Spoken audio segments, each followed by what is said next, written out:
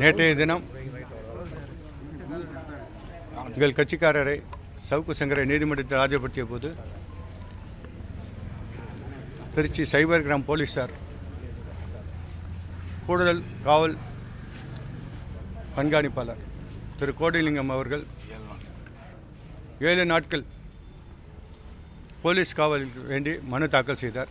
அந்த மனு இன்று விசாரணைக்கு வந்தது. சவுக்கு சங்கரை முன்பே போலீஸ்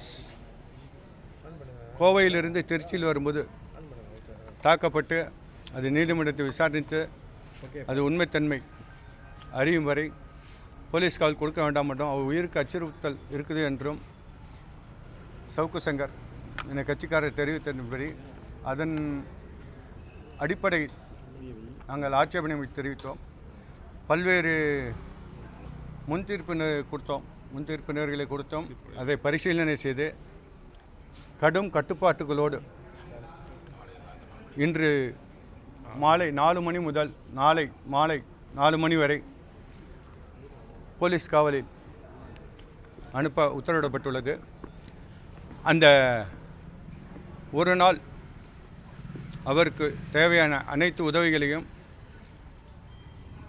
அடிஷ்னல் எஸ்பி திரு கோடிலிங்கம் அவர்கள் செய்து தர வேண்டும் என்றும் அவரை மன ரீதியாவோ உடல் ரீதியாவோ அல்லது எந்தவித காயமோ ஏற்படுத்தக்கூடாது என்றும் அவருக்கு தேவையான மருத்துவ உதவிகள் எதுவாக இருந்தாலும் உடனடியாக செய்து கொடுக்க வேண்டும் என்றும் அவர் இப்போது என்ன நிலையில் செல்கிறாரோ அதே நிலையில் சென்று திருச்சி அரசு மருத்துவமனையில் பரிசோதனை செய்து அவர் உடல் நலம் குறித்து அறிக்கை பெற்று மீண்டும் நீதிமன்றத்தில் ஆஜர் செய்ய வேண்டும் என உத்தரவு பிறப்பிக்கப்பட்டுள்ளது. இது சம்பந்தமாக சவுக்கு சங்கரிடம் கேட்டபோது அவர் இதற்கு முன்பே சென்னையில் ஒரு நாள் கஸ்டடி கோயம்புத்தூர் ஒரு நாள் கஸ்டடி எடுத்து அனைத்து இன்வெஸ்டிகேஷனும் முடிஞ்சிச்சு, எல்லாம் ரெக்கவர் பண்ணிட்டாங்க, நான் போகலங்கிற மாதிரி சொன்னாங்க.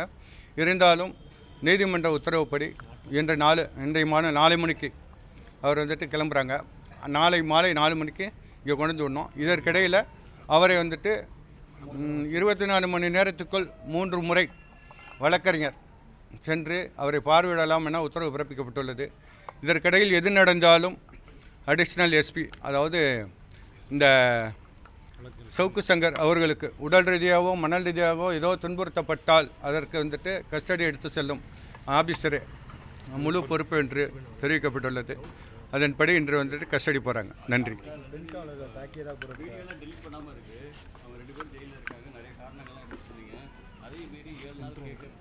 7 நாள் கேட்டாங்க, அவங்க ஒரு நாள் தான் கொடுத்துருக்காங்க.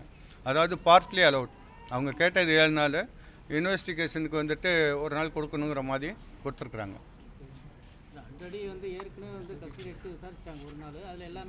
இல்லை அது இதே கேஸு, பட் வேறு இடத்துல சம்பவம் ஒன்று, பல்வேறு கேஸுகள் அது வராதுன்னு சொல்லி ஏற்கனவே நேற்றுக்கே நிறையா முன்தீர்ப்புகள்லாம் கொடுத்தோம். அதெல்லாம் கலந்து இப்போ நீதிமன்றம் உத்தரவுப்படி நடக்கிறோம். இப்போ கிளம்பிட்டாங்க. நாளைக்கு மாலை 4 மணிக்கு வருவாங்க. மீண்டும் இதே நீதிமன்றத்தில் ஒப்படைக்கணும்னு சொல்லிட்டாங்க. நன்றி.